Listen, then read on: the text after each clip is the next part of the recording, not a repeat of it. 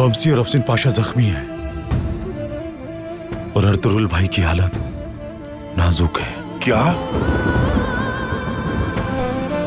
हाय मां।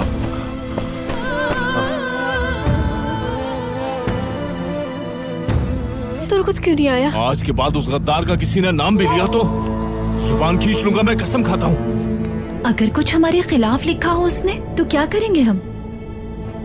फिर तो हमें सलीबी जाबाजों के इज्तिमा से पहले हर सूरत ठिकाने लगाना होगा इसे।